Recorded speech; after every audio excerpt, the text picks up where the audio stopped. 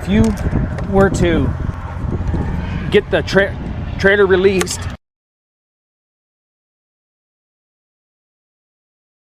it would pull the whole. Hit it.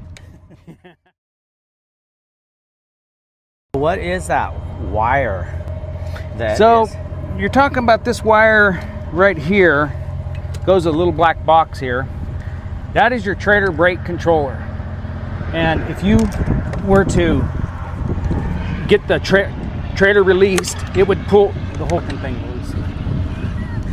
Hit it. Times 2.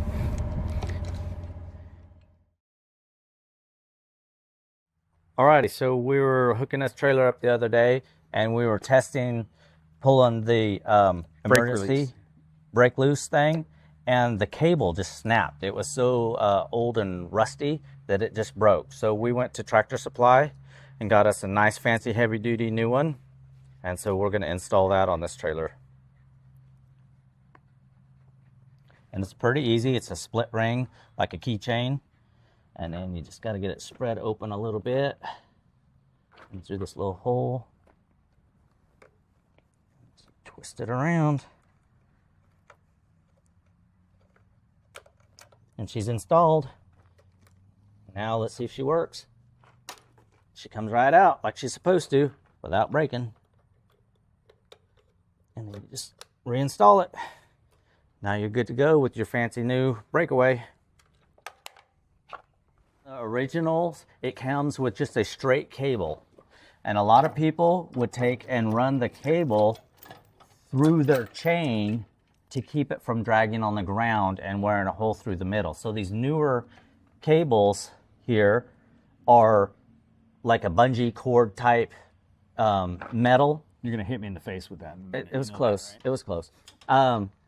So it keeps it up away from the ground, and it can still stretch out quite a ways. See, I can still hit him with it without it pulling that out, right? So as your truck is turning back and forth, it's not going to pull the breakaway loose until your trailer, heaven forbids, pops off and then pulls it to its full length, and then it'll set your brakes. So it's a nice improvement.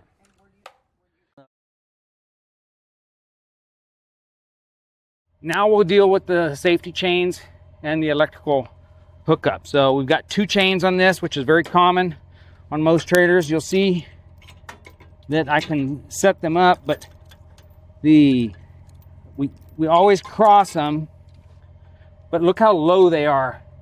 They're likely, as the truck and trailer move on different topography, it's gonna drag those chains, and we don't want to drag the chains because we're gonna damage them, and we don't want loose damaged chains. So we cross them for 2 reasons.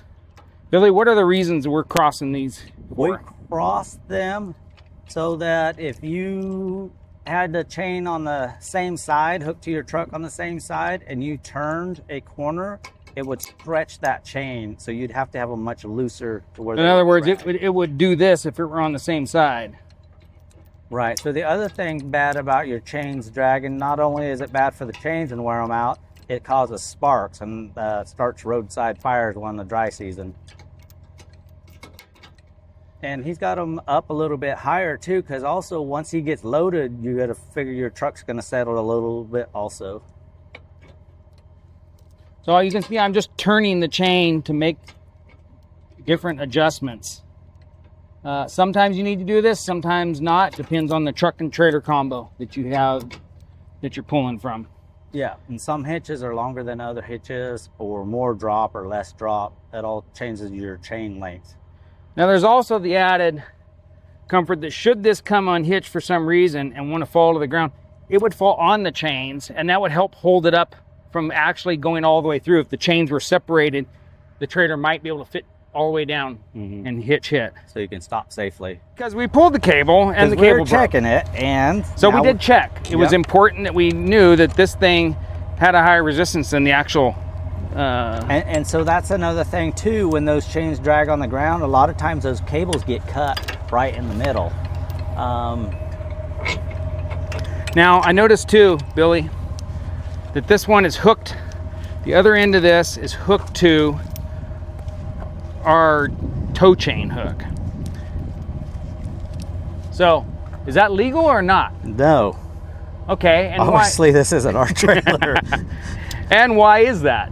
Because your cable should pull before the chains are totally tight.